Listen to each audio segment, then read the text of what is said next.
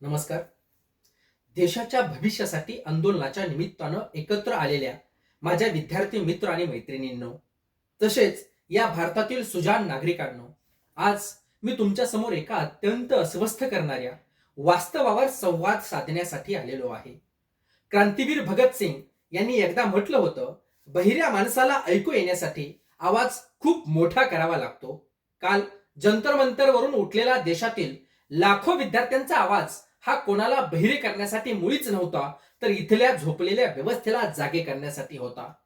गेल्या काही दिवसात आपण दिल्लीच्या रस्त्यांवर जे काही पाहिलं, विशेषतः काल 20 जुलै 2026 रोजी संसदेच्या पावसाळी अधिवेशनाच्या पहिल्याच दिवशी जे दृश्य समोर आलं, त्याने संवेदनशील मनाला नक्कीच वेदना दिल्या आहेत. एका बाजूला देशाचं भविष्य असणारे तरुण विद्यार्थी संसद चलोचा नारा देत शांततेने पुढे जात होते, तर दुसऱ्या बाजूला त्यांच्यावर लाठीचार्ज केला जात होता. अश्रुधुरांचे गोळे डागले जात होते. जेव्हा पुस्तके हातात धरणाऱ्या हातांवर लाठ्या चालतात, तेव्हा केवळ विद्यार्थ्यांची डोकी फुटत नाहीत, तर देशाच्या लोकशाहीच्या मूल्यांवर घाव घातला जातो. पण हे पाहत असताना जेव्हा एखादी आई आपल्या मुलाला दिल्लीच्या रस्त्यावर रक्ताळलेल्या अवस्थेत पाहते, तेव्हा तिच्या काळजाचा ठोका चुकतो. ज्या हातांनी देशाची प्रगती लिहायची होती, तेच हात आज डोक्यातून वाहणारे रक्त पुसण्यासाठी धडपडत आहेत. काय हाच आपल्या देशाचा विकास आहे काय? सोशल मीडियावर आज शेकडो व्हिडिओ फिरत आहेत. त्यामध्ये एका विद्यार्थ्यानं लिहिलेली ओळ मनाला चटका लावून जाते. तो लिहितो, आई, मी वर्षभर रात्ररात्र जागून अभ्यास केलाय, पण माझी गुणवत्ता पैशांच्या बाजारात विकली गेली. आता मी कोणत्या तोंडानं घरी येऊ? पण या अंधारातही एक जिद्द आपल्याला जंतर मंतरवर पाहायला मिळाली. या आंदोलनामध्ये केवळ तरुण नाहीत, तर आपल्या नातवाच्या भविष्यासाठी, गरिबाच्या मुलांना न्याय मिळावा म्हणून सांगलीहून एक आजी वयाच्या परीक्षेपेक्षा लांबचा प्रवास करून दिल्लीत पोहोचले. जळगावरून आलेले एक 78 वर्षाचे आजोबा, ज्यांचे पाय थरथरत आहेत, पण त्यांच्यातला स्वाभिमान आणि अन्यायाविरुद्धची चीड तसूभरही कमी झालेली नाही. ते तिथे उभे आहेत. जेव्हा 78 वर्षांचे आजोबा आणि ती सांगलीची आजी दिल्लीच्या सततधार कोसळणाऱ्या पावसामध्ये सुद्धा रस्त्यावर बसतात ना, तेव्हा समजून जायचं की ही लढाई केवळ एका परीक्षेची राहिलेली नाही, हा संपूर्ण पिढीच्या अस्तित्वाचा लढा बनलेला आहे. ग्रीक तत्वज्ञ सॉक्रेटिस यांनी म्हटलं होतं, सत्य शोधणं आणि त्यासाठी प्रश्न विचारणं हा माणसाचा सर्वोच्च अधिकार आहे. जर हे वृद्ध आणि तरुण आज प्रश्न विचारत असतील, तर त्यांना उत्तर मिळायलाच हवीत. आज देशातील तरुणांच्या मनामध्ये एक अत्यंत गंभीर आणि रास्त प्रश्न निर्माण झालाय. जर का नीट सारखी परीक्षा, जी अत्यंत हायटेक, सुरक्षित आणि ऑनलाईन पद्धतीने घेतली जाते, जर तिचाच पेपर लीक होऊ शकतो, तर मग या देशातील इतर अत्यंत महत्वाच्या परीक्षांच्या सुरक्षेची गॅरंटी नेमकी कोण देणार? उद्या देशाची प्रशासकीय धुरा सांभाळणाऱ्या युपीएससीच्या परीक्षेची काय गॅरंटी? अहो, राज्यांचे प्रशासन चालवणाऱ्या स्टेट पीएससी, म्हणजे महाराष्ट्रापुरतं बोलायचं झालं तर एमपीएससी सारख्या परीक्षांची पारदर्शकता नेमकी कशी टिकणार? जर ऑनलाईन डिजिटल यंत्रणाही हॅक किंवा लीक होऊ लागल्या, तर या गरिबांच्या, शेतकऱ्यांच्या मुलानं रात्र अभ्यास करून मिळवलेल्या गुणवत्तेला काय अर्थ उरणार आहे? अहो, ही केवळ एका परीक्षेची गळती नाही, तर संपूर्ण प्रशासकीय आणि शैक्षणिक व्यवस्थेवरील विश्वासाची गळती आहे. ऑनलाईनच्या नावाखाली जर विद्यार्थ्यांच्या भविष्याशी ऑफलाईन खेळ होणार असेल, तर डिजिटल इंडियाच्या स्वप्नाला नेमका काय अर्थ उरणार आहे? याच अन्यायाविरोधात ज्येष्ठ शिक्षण तज्ञ आणि पर्यावरणवादी सोनम वांगचुक यांनी दिल्लीच्या जंतर मंतरवर आमरण उपोषण सुरू केलं होतं. त्यांच्या तब्येतीची खालावत चाललेली परिस्थिती आणि विद्यार्थ्यांचे आंदोलन हा देशासाठी चिंतेचा विषय बनतो आहे.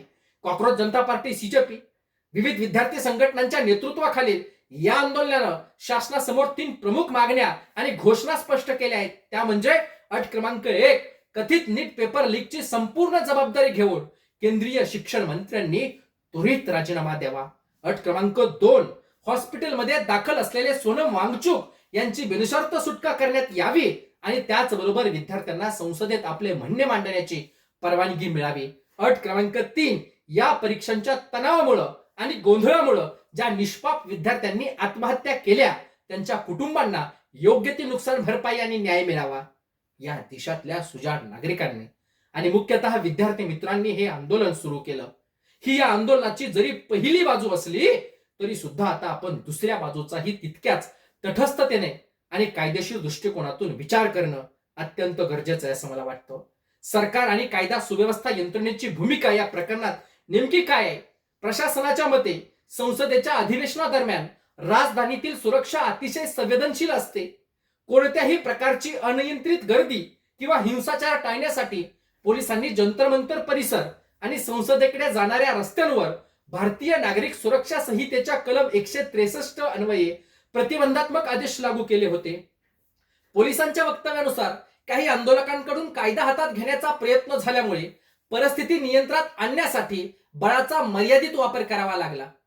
तसेच सकारात्मक बाब अशी आहे की केंद्रीय मंत्र्यांनी काल आंदोलकांच्या शिष्टमंडळाची भेट घेऊन चर्चा सुरू केली.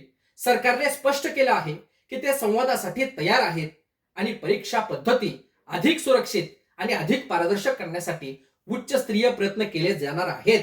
त्यामुळे प्रशासन या आंदोलनाकडे केवळ कायदा आणि सुव्यवस्थेचा प्रश्न म्हणून पाहत आहे. विद्यार्थी मित्र मैत्रिणींनो आणि बंधू भगिनींनो, ही लढाई कोणाला हरवण्यासाठी किंवा कोणाला जिंकवण्यासाठी नाही, तर आपल्या देशाची शिक्षण व्यवस्था वाचवण्यासाठी आहे. म्हणूनच आज मला दोन्ही बाजूंना काही अत्यंत महत्वाची आवाहने करायची आहेत. विद्यार्थ्यांकडे केवळ आंदोलक म्हणून न पाहता ते देशाचे शिल्पकार आहेत हे पाहणं गरजेचं आहे. विद्यार्थ्यांची मागणी ते शासनाचेही ध्येय असलं पाहिजे. संवादाची दारे ही विद्यार्थ्यांसाठी कायम खुली ठेवून विद्यार्थ्यांची मनातली भीती दूर करणं गरजेचं आहे आणि मग अशा त्रुटींवर कायमस्वरूपी तोडगा काढणं सुद्धा गरजेचं आहे.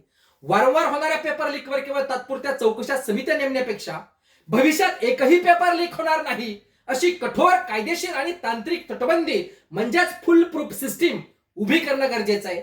माझ्या तरुण विद्यार्थी मित्रांना माझे आवाहन आहे की हा लढा संविधानाचा आहे, तो शांततेनेच लढला पाहिजे. आपला लढा न्यायासाठी आहे.